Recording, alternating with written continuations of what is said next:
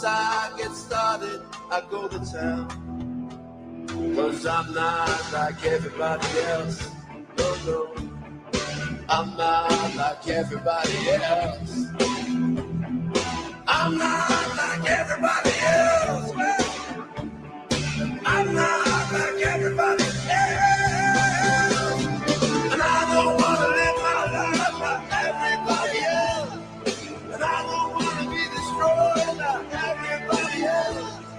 And I don't want to get a job like everybody else. Because I'm not like everybody else. See you singing, what are you? Good evening, everybody. Welcome to ResearchRoadshow.com, one of the most censored sites on the internet, but not as censored as NewsOthersMiss.com. Tonight, we're going to cover 3 of Harry the Greek's top stories and look at a few of the ways that Harry's traffic has been going down over the past year, as opposed to rapidly increasing as one would expect, given the impact of his content. The video I just played was, of course, the older men and women in the crowd will recognize that as the Kinks.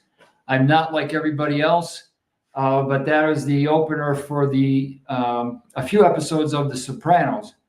The Sopranos was an interesting TV show, and it's kind of summarizes in a nutshell the big problem that we have in America. Everyone is becoming lukewarm. Everyone is becoming kind of used to the idea of organized crime at every level of government, at every level of society. And we see Tony Soprano portrayed as, just a regular guy who has problems like the rest of us. He's a dad, he's a father. He's got to get up in the morning, put his pants on one leg at a time. This is the normalization of crime figures. And I heard that recently there's on Netflix, there's going to be a TV show about a CIA agent who goes around killing people that he doesn't know for a living. And in the same light, in the same vein, he's going to be portrayed as just a regular guy who has a normal job, and he has problems just like everybody else. And we're just supposed to accept that the CIA and their darker affiliates overseas in the 5 largest countries I can think of, we're just supposed to accept this. Well, I say that we don't accept it. That's my vote. That we don't accept it, and that we encourage our neighbors and friends to turn off the TV and not accept the new normal.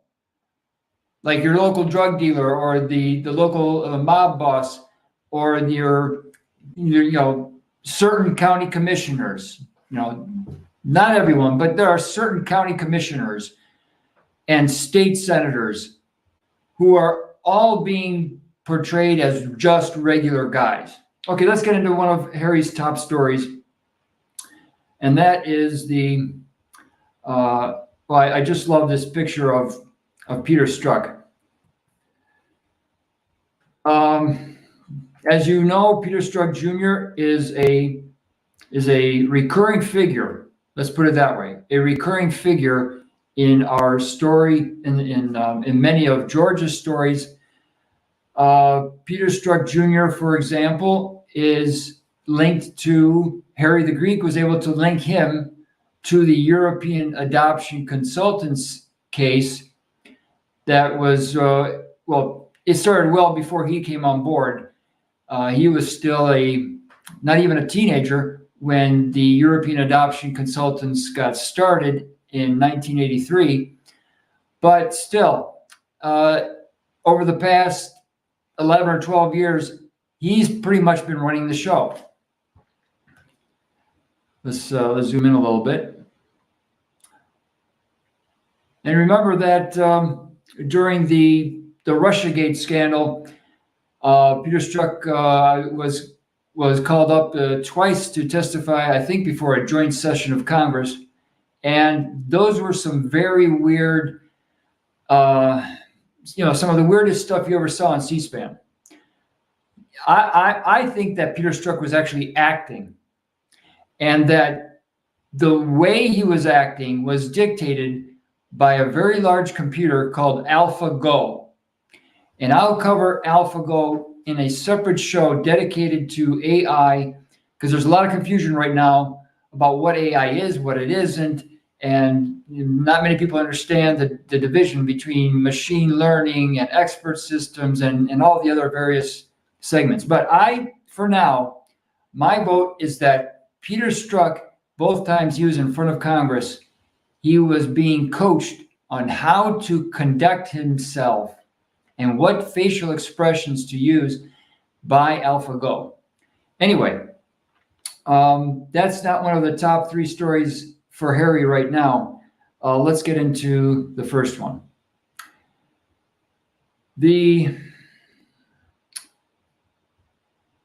As most of you already know, Harry's Patreon account was canceled about 11 days ago, and Harry thinks that this is the reason why.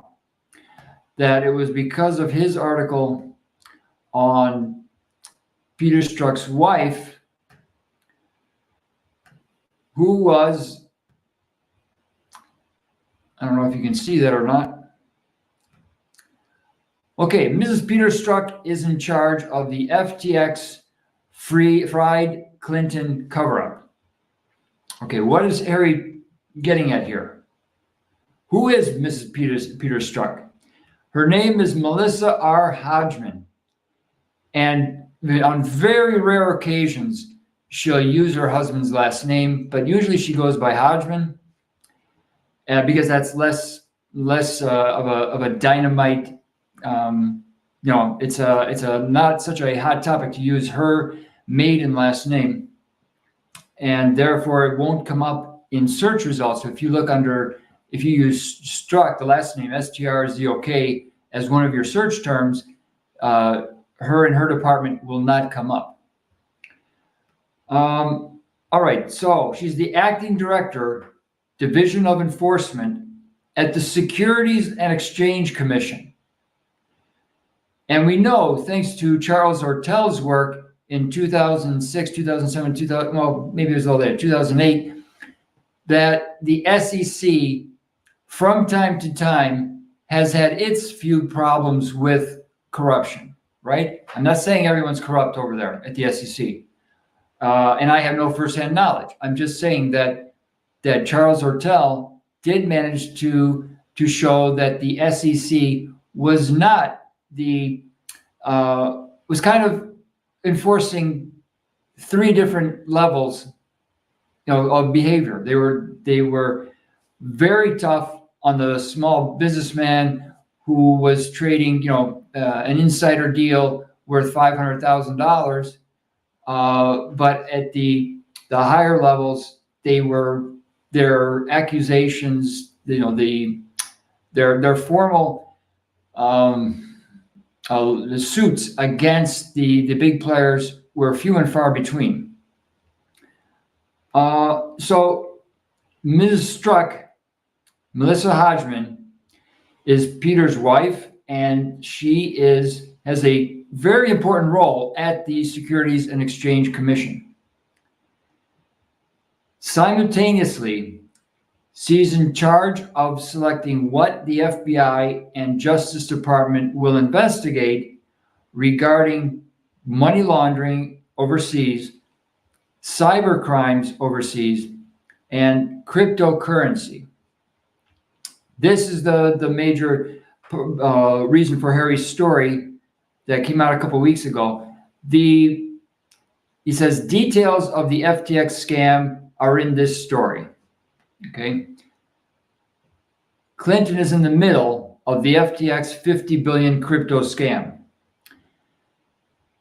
And Harry's perfectly accurate here when he talks about Bill Clinton's role. Many Clinton associates got a form of kickback. It's not your classical kickback. It's very circuitous, but they did get some money from all that money going into the Ukraine and then coming back through Switzerland and Norway, wherever it went. So Sam Bankman-Fried was apparently an MIT student, even though I was there from late 2009 till March of 2020, and I never saw hide or hair of Sam Bankman-Fried. Anyway,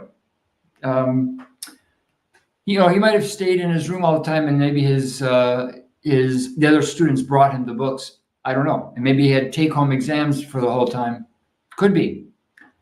But what we do know is that Sam Bankman-Fried had various connections to important people at MIT Sloan, and probably at the MIT Media Lab across the street, at Google headquarters East, and all of the what I'm calling Bio Row, the biological entities all along Amherst and Maine, the Inference, that's conference without the CO in the beginning. So the SEC charges Sam Bankman-Fried with defrauding investors in crypto asset trading platform FTX.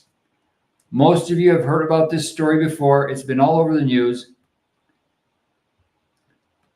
But they didn't tell you the little detail about Peter Strzok's wife being charged with overseeing the proceedings of this case against FTX, which, by the way, is based in the Bahamas.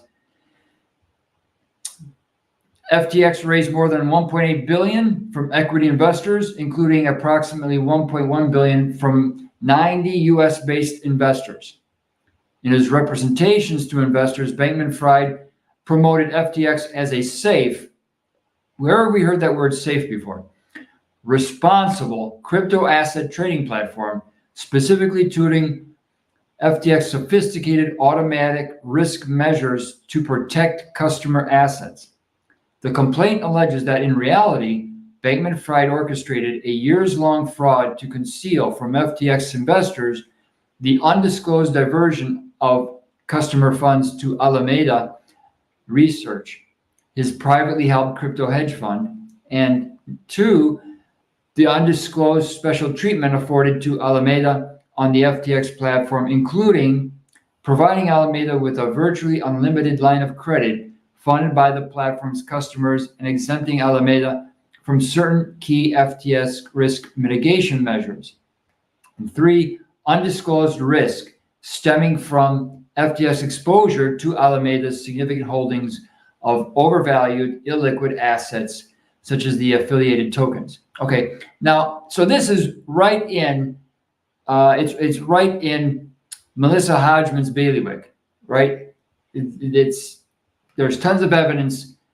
She should be the one pressing more than anyone to see that Mr. Bankman-Fried and his partners spend a few days in jail.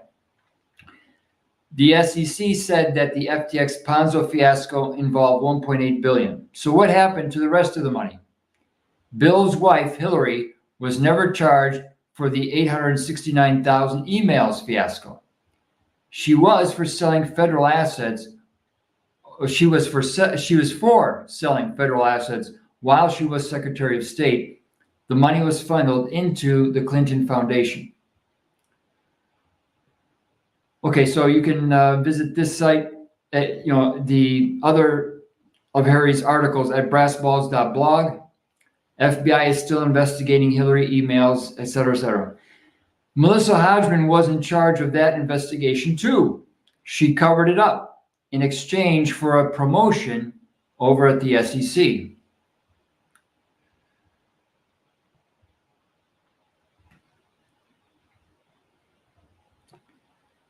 Okay, now why is that so important that Melissa Hodgman is the one that's in charge of the cover-up? because FTX is still a hot story. Most of the people that you know, especially if you live in a big city and you have people around you that have some financial serious investments and may hold on to a lot of crypto, they are talking about FTX right now. So this is your opportunity to say, hey, there's a couple of things about FTX that they're not covering in the mainstream press. In fact, nobody else is talking about Melissa Hodgman. And isn't it interesting that the same person that was tasked with covering up the Hillary email scandal is now tasked with overseeing the quote unquote severe punishment of Bankman-Fried and his associates? Isn't that interesting? Because then people who were defrauded in FTX or who are holding a lot of crypto and now are getting nervous, they'll say, wait a minute, who is this Hodgman character? And who's this Peter Strzok? Because I maintain one of the most significant problems we face is that nobody is talking about Peter Strzok, even after his 2 appearances in front of Congress, in which he made himself look like an idiot. And he put Russiagate into a further deep dive, not deep dive in the way we usually talk about it. I'm saying that the Russiagate scandal became even more complicated after his testimony. So we need to get people talking about Peter Strzok Jr. and his lovely wife. We need to do that. Let's go to the next story.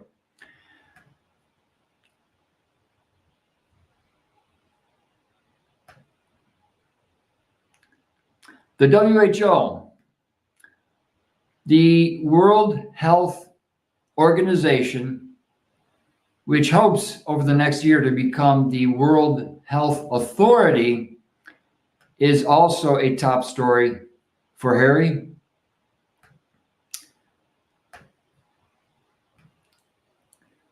Who cuts its COVID isolation mandates? Oh, let me back up just for a second. Excuse me for the parentheses. Let me back up to the FTX scandal. There's no doubt in my mind that FTX, the whole thing, starting in 2008, was run out of Cambridge, Massachusetts. There's too many characters in the story already for me to be convinced otherwise. Who was the governor just prior to November of 2008? Who was the governor in that period between the start of the war in Afghanistan and in November, December of 2008? I think whoever was governor of Massachusetts in that period had a very, very, very important role in between the bills that were passed at the state level and executive orders, Massachusetts executive orders. I think that many of those were instrumental in laying the groundwork, the long lead items to enable the whole FTX buildup, including Bitcoin itself.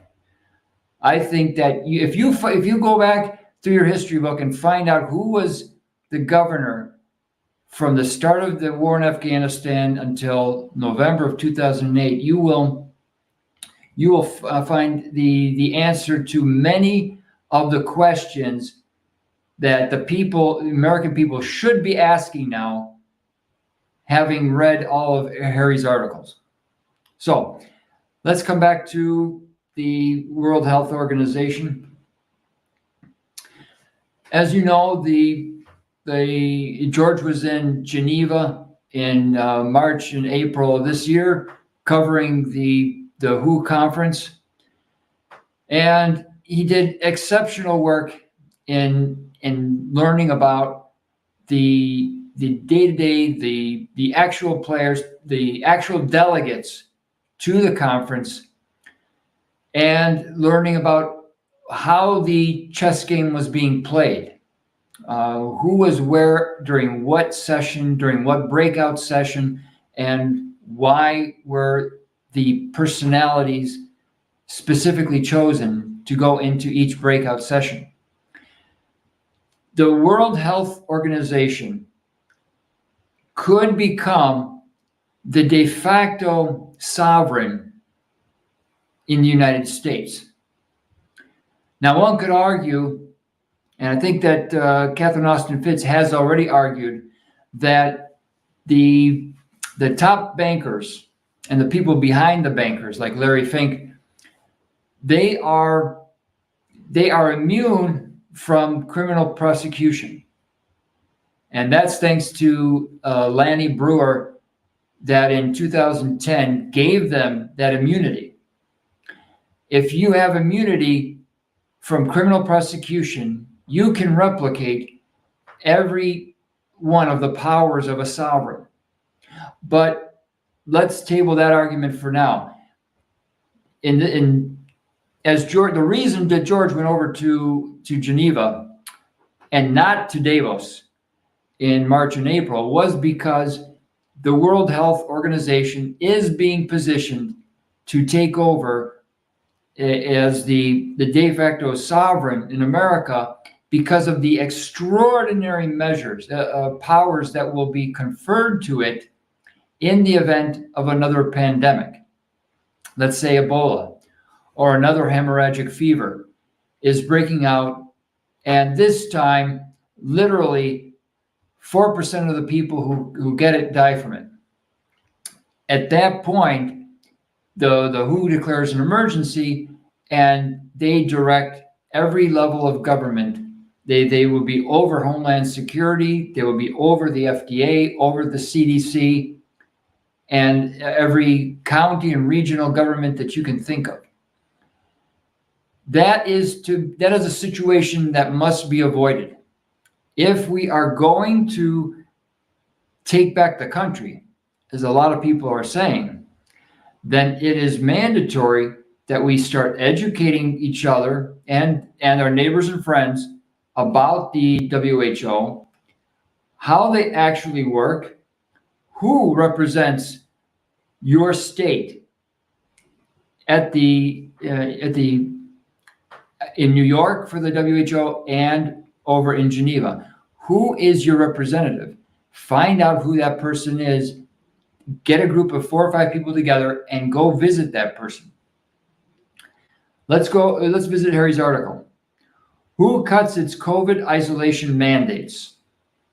And he has mandates between quotes there because in any kind of republic, there's no place for mandates.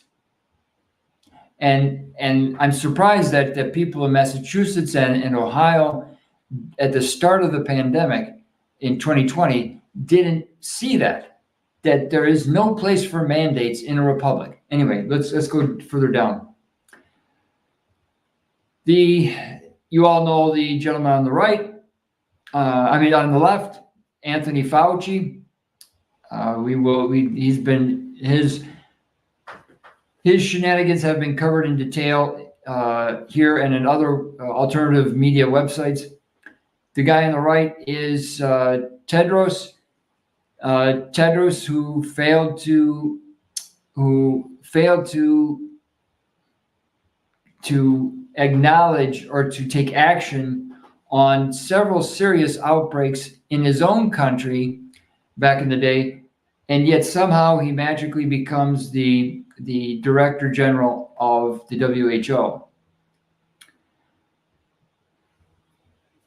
Okay, Harry says, isolation is no longer recommended for people who have tested negative for COVID-19, according to new guidelines issued by the World Health Organization on Friday. Instead of calling their policies mandates, the WHO calls them recommendations or guidelines. However, masks continue to be a key tool against COVID-19, said WHO's press release imaged below. Now here's a conflict because in the Department of Defense, for a number of reasons, they were forced to retract the mandatory jabbing of the troops, and they said they also took away any masks, mandatory mask requirements. But apparently the WHO says that we still have a big problem with COVID-19, and people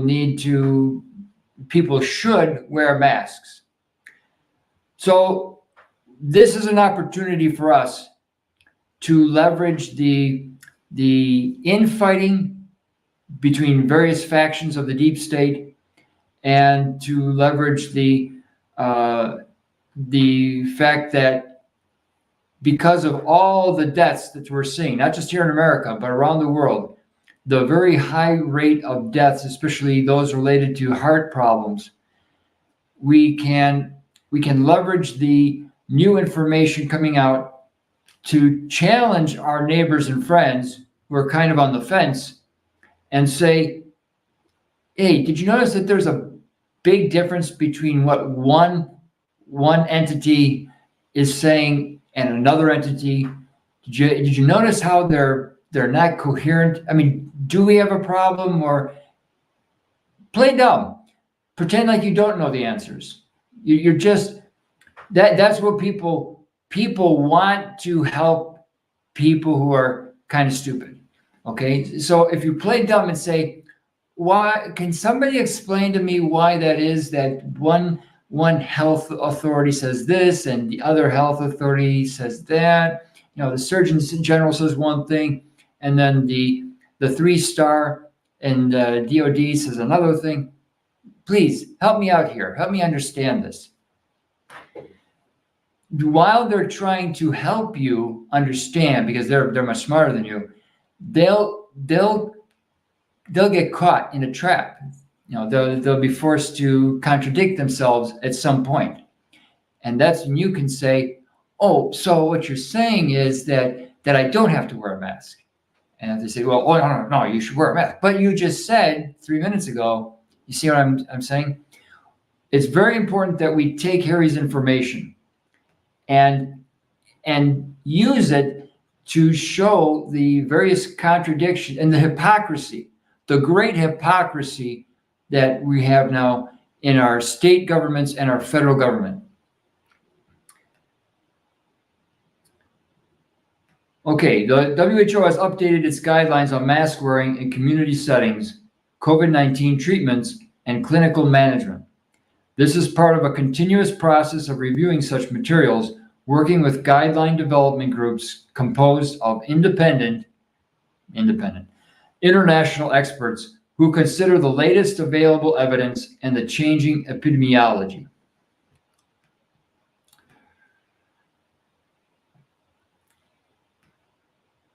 Mask up, the WHO urges as it cuts COVID-19 isolation recommendation. It took the WHO over a year to catch up with the CDC. See, that is my point once again.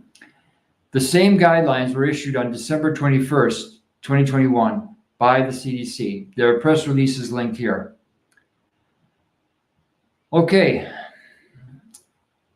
Expanding a little bit on that. Everyone in America is going to be soon asking themselves, how did we get here? How did we get to this point that it's almost as if it's everyone against everyone? It's a worse than Hobbesian world we're living in now. How did we get here? You have to be able to provide them, not with all the answers, but to at least provide them with enough material to start asking questions, to start asking their respective state senators and state house members, the key questions that need to be asked in that particular state. And I'm going to use the example of Montana. During the the Spanish flu that started somewhere around 2015. It took until late in 2019, 4.5 years, for Spanish flu to become even somewhat of a problem in the remote areas of Montana. 4.5 years, because the population was so sparse, and the number of visitors to the state from big cities like New York and San Francisco was less frequent. So it took many months for it to hit every region in remote parts of Canada and Northwest United States. So explain to me, or you should ask your friends and neighbors in Montana to question your local experts and your congressman people. How is it that with this flu, the COVID-19, it took only 3 months to become a major problem? Okay, it was in December of 2019, it was on the radar in China, and then somehow in late March or early April of 2020, it's already a huge, quote unquote, huge problem in the most remote sections, remote areas of Montana.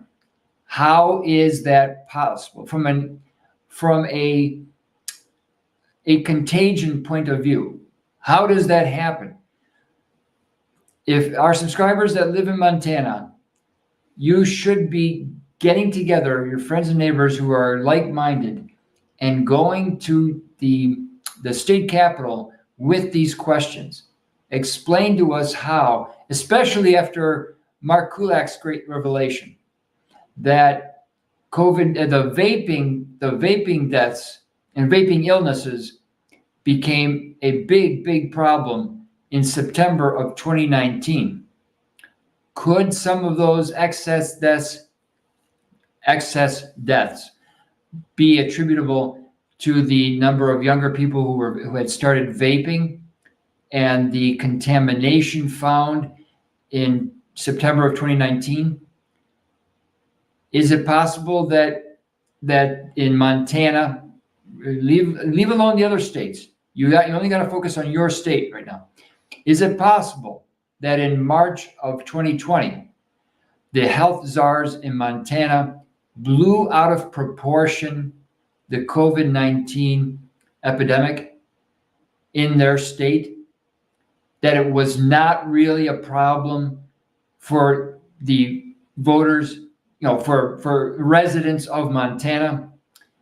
And could the whole economic downturn could they have held off? Force your health czars, or the current crop of elected officials, to examine what happened that led to this hysteria in remote parts of Montana, just because they saw something, who knows what, going on in New York City. Is it possible that they jumped the gun in March of 2020? And if so, how do we prevent that from happening again if there should ever be another epidemic? All right, I've gone on and long about that for enough for now. Let's get to the third story. Let's go back to the top of Harry's page.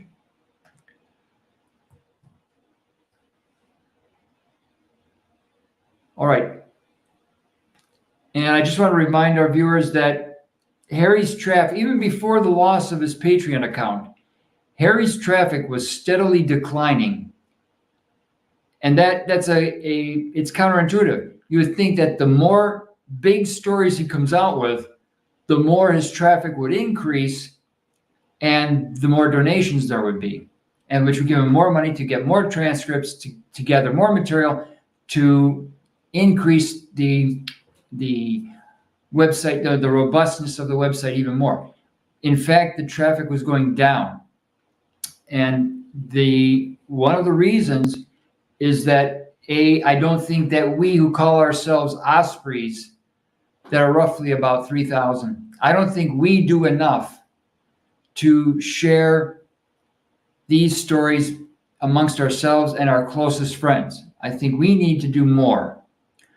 But we also have to make people aware of the tactics that the deep state is using, such as creating false scandals. They're actively creating scandals that are not so bad, that they know they'll just get a slap on the hand, but it's sufficient to buy time. They will, the easiest case I can think of is Hunter's laptop. They wanted to keep everybody focused on Hunter's laptop and Hunter in a room with a young woman, and it worked. They kept many people who are so-called quote unquote red pilled or slightly red pilled. They sucked that up. They spent 3 hours a day talking about Hunter Biden and his laptop, and they did not read Harry's story.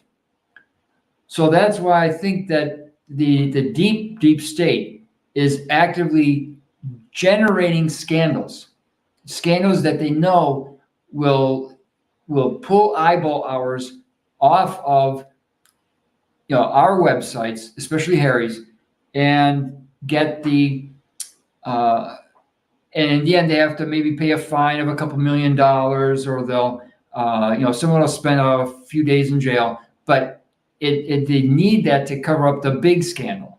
Okay, let's go back to Harry's other top story.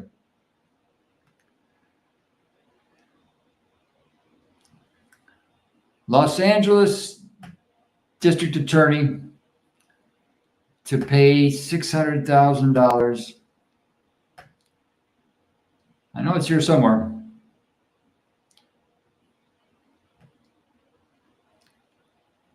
Okay, I misspoke.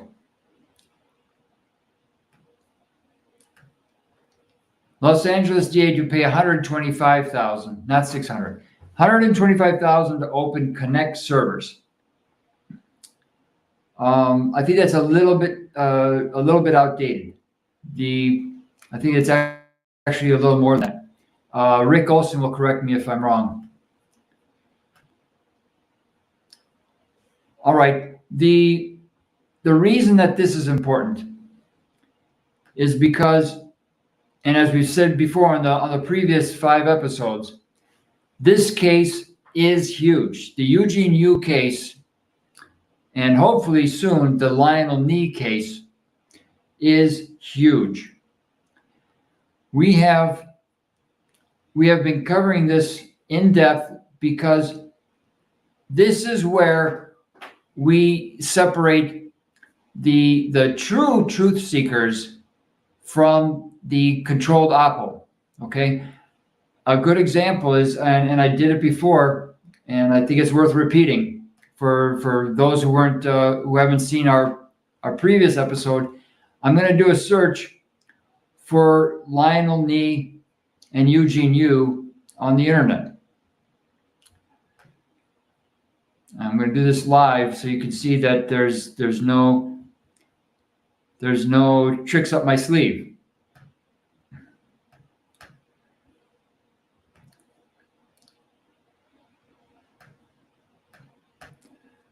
All right, so let's look for Eugene Yu.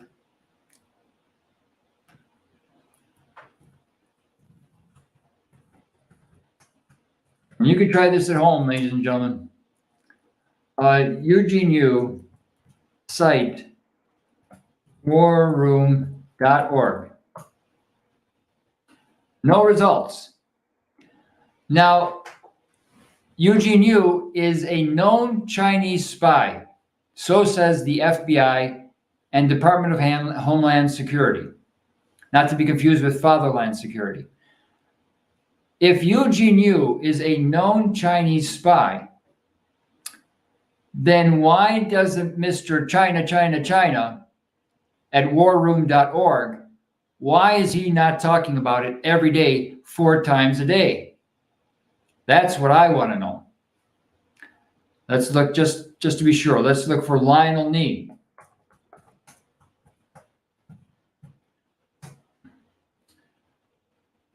Again,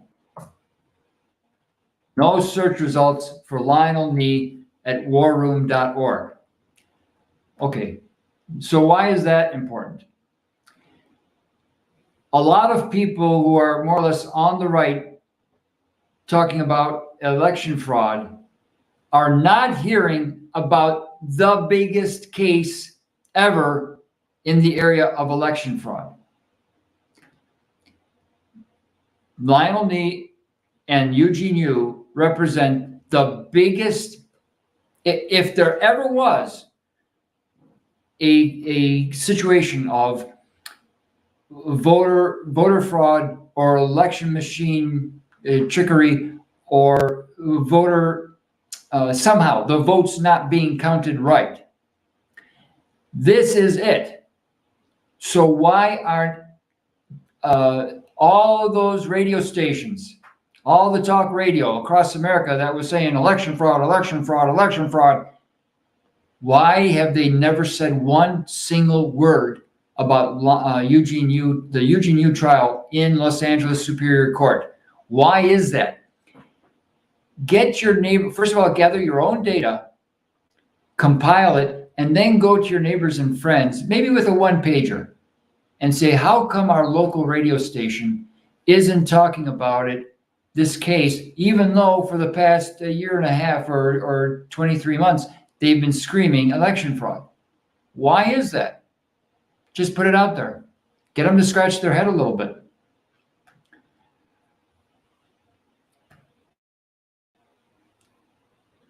All right, let's go back to the website itself, the Harry's story.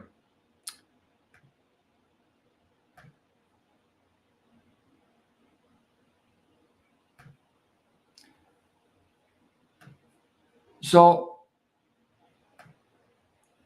the opening of this 350 terabyte drive or drives is critical to whether or not the case moves forward or whether it's more or less dropped altogether.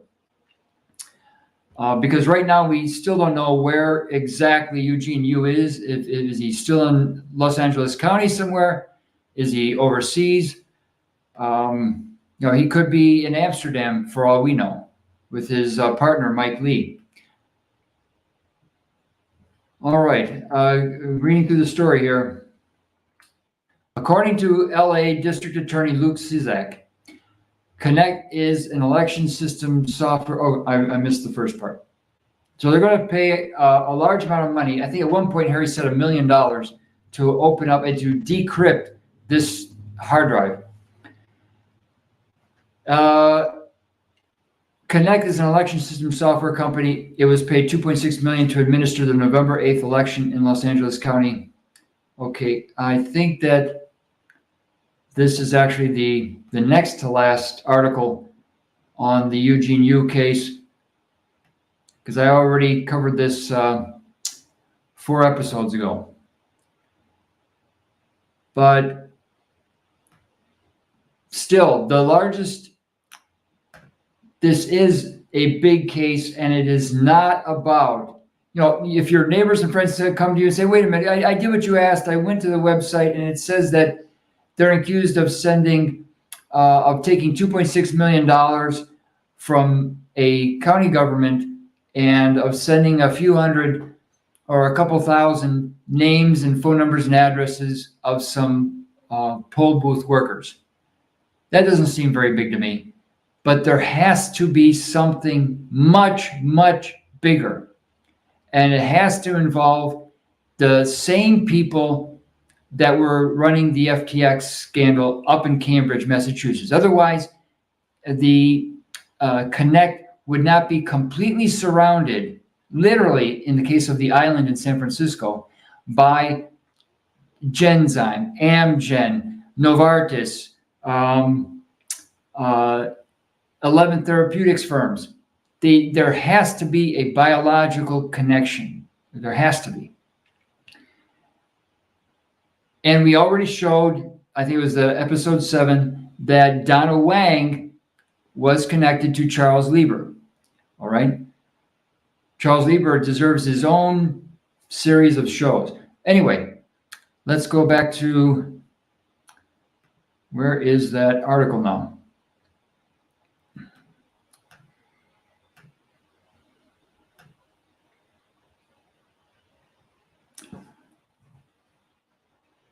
All right, let's get to the,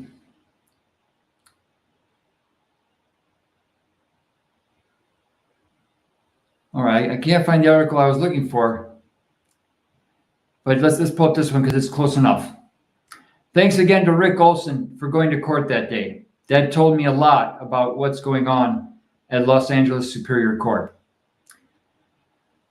The fact that the judge, the Armenian judge, 5th judge on the case, was frequently looking at Rick, and Rick was behind the DA going, that was critical. It was critical that Rick is doing that, because it's showing Rick is representing all the people of Los Angeles County at that point. And the judge doesn't know that Rick, how many subscribers Rick has. He just, she just knows that Rick has a channel or access to a channel, a platform of some kind. And this doubt means that the judge and everyone else in the courtroom who are pretty honest, but they have to be even more honest now thanks to Rick's presence.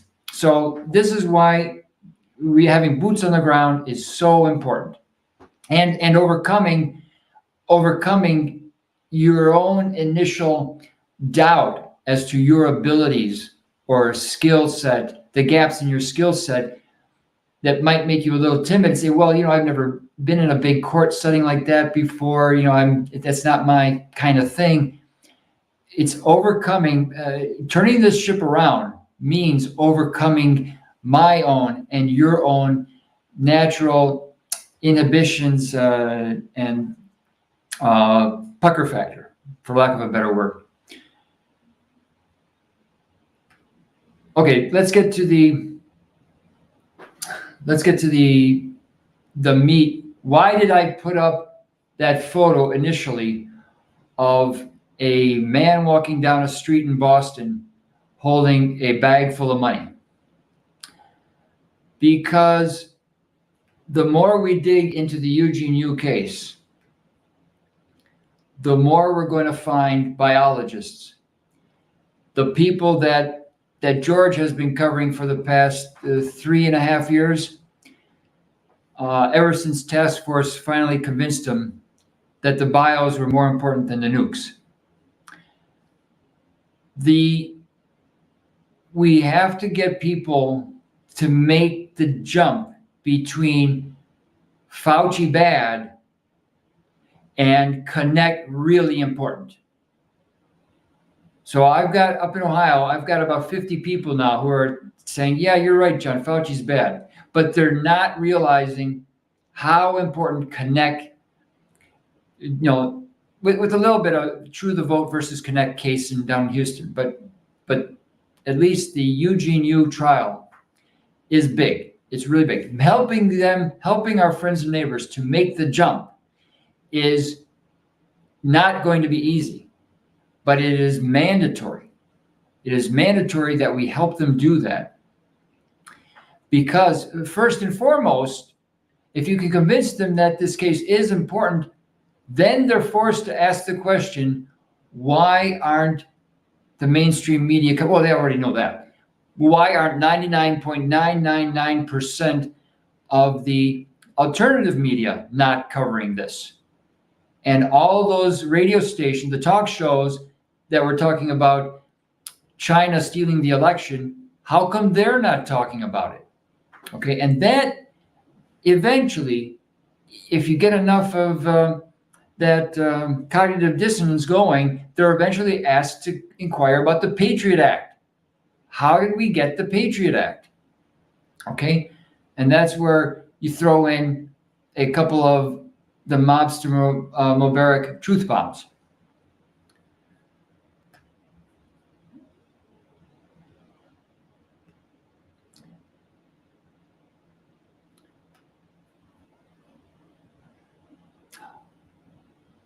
Okay, I'm going to spend a little bit of time. Here's my money. One of the things I want to pull up. I'm going to close by talking about some medical issues, because on George's Twitter, you've seen George talk about the different issues people are having with, especially heart issues. The pilots that had a fly-in just to, well, hopefully they drove and didn't fly, but they had a meetup where they were encouraged to talk about their own heart issues or those of their colleagues, and the potential dangers in the cockpit, the issues with the FAA. There is a lot of health, especially heart health, is on the minds of a lot of people right now. Even if they've never heard of the Eugene Yu case or the FTX scandal or any of the other stories, top stories at brassballs.blog. So this is a point, this is where we need to bring up whether or not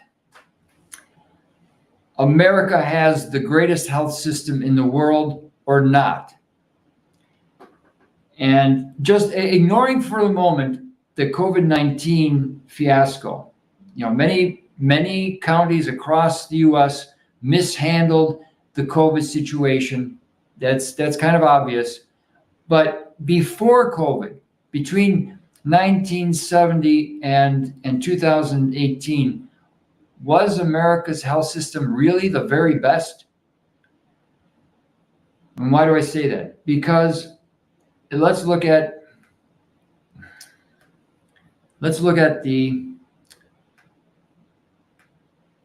oh, this isn't it. Okay, Amazing Grace. That's the one I wanted to bring up. This case, thanks to our contributor, I think it was Susie. I'm not 100% sure. Forgive me if I'm wrong, but thanks very much to our contributor who told me about Amazing Grace. Because this is where the rubber hits the road.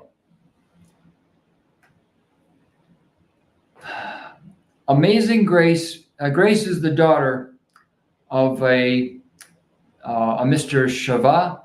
I forget which state he's in, but his daughter passed away, and for the last 20 hours of her life, she was do not resuscitate. And Mr. Shara wants to know why she was do not resuscitate. And he's gathering up, after talking with some other parents of kids who died in the hospital. I'm sorry, let me rephrase that. After talking with other parents of Down syndrome's kids who died in the hospital, Mr. Shara is finding out that just having Down syndrome means that your son or daughter is 6 to 8 times more likely to die on the operating table or post-surgery, all other things being equal. 6 to 8 times more likely. Let's go down, and I'll wrap it up in a few minutes here. After Grace passed away, medical professionals told her bereaved family they did all they could to save her life. She was only 19 but had Down syndrome. The facts show that her death was more likely due to her disability the moment she was admitted to a hospital in Appleton, Wisconsin. The Shara family isn't believing that medical professionals did all they could to save Grace's life. To the contrary, they believe medical professionals, including doctors, nurses, pharmacists, and hospitalists, deliberately target those with disabilities. Now that's not quite accurate or fair because many people, there are many people who are trying hard, but there's always the computer in the middle now. And when resources are scarce and budgets, hospitals have a bottom line to meet also. The decision whether or not to spend an additional, let's say the surgery takes 4 hours, but there's a complication. The decision to spend another 6 hours for that 1% increase in the patient being able to survive the surgery. It's often not a doctor that makes that decision. It's a computer that says, well, given the available data, the risk reward is not sufficient. The risk reward is not determined by the mother or the father or the doctor, the head of surgery, or even probably the administrator. It's decided by a computer printout. And the computer printout says the hospital cannot afford to spend another $1 million for that 1% increase that your child will survive. Okay? Who programs these computers? That's the question we need to start asking. And Mr. Shirah's data shows that if your son or daughter has Down syndrome, your child is 6 to 8 times more likely to die on the operating table or just after, all other things being equal. So where is the explanation? If everybody's trying really hard, how is this happening? This is the kind of thing where I said yesterday, everyone needs to know, for a variety of reasons, an expert in probability and statistics. And this is similar to what I said earlier about Mark's case with the spike in vaping-related illnesses. It was a huge spike across all age groups and the same percentage increase in every age group. So that tells you, and you don't even need to be, at least the data that I saw, you don't need to be the world's greatest expert in statistics to see that there's something really, really odd about that data. Because if it was just one manufacturer, it wouldn't have happened. It would hit maybe one age group, maybe two, and it would have been slightly flatter. The fact that they all spiked up in a 2-week period, and by the same percentage, it's like 300%, over a 2-week period and across every age group, that means that there's contamination of some kind. I'm not saying, as Mark has said, that there is evidence of wrongdoing. Okay, it may be that they were all sourced a certain component from one single provider, one single supplier, and that one component could have had a bad batch, and that could have affected all the vapes across the country, all the manufacturers across the country. But that spike shows that there was something really wrong that could explain many of the excess deaths that were attributed to COVID-19 just 5 months later. The getting to know, you cannot do what Mr. Shirah is doing unless you have access to the raw data. It is very hard. I know I've done this for 30 years. Getting to the raw data is really hard. Getting to raw, unfiltered data is really hard, but it's always worth your time. And then once you have the data, make sure, get some other people from other parts of the country to work with you to make sure that they have similar data sets, that you're not just looking at something that happened in your town and maybe it was a brand new batch of nurses that didn't know what they were doing that week.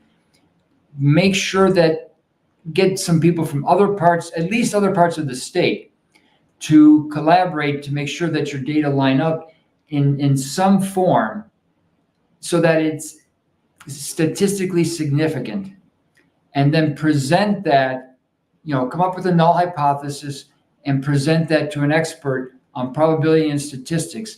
Because at that point, if he does a good job, if the prob and stats guy does a good job, then you have something that you can say, just as Mr. Sherratt is doing. He's having a little bit of success now because he's saying, hey, how is it that Down syndrome kids are much, much more likely to die on the operating table?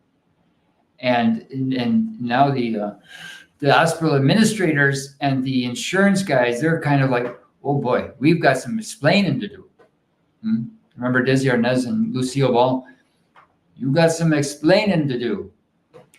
Anyway, enough about Amazing Grace. And please visit the website, ouramazinggrace.net or .org. I think it's .org. Please, everyone, gather your own data. Encourage other people to gather their own data. This is it.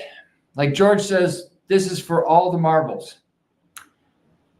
Please go to the bottom of newsothersmiss.com and check out Harry's new website for donations. Please, these transcripts cost a lot of money. Support Harry all you can, and break out of your algorithms, as AC Truth says. Break out of your algorithms. Be a little bit unpredictable in your behavior every day. Meet somebody new, somebody from a different part of your city, a different socioeconomic bracket. Strike up conversations as much as you can about the weather. You can always start about the weather. Get to know new people.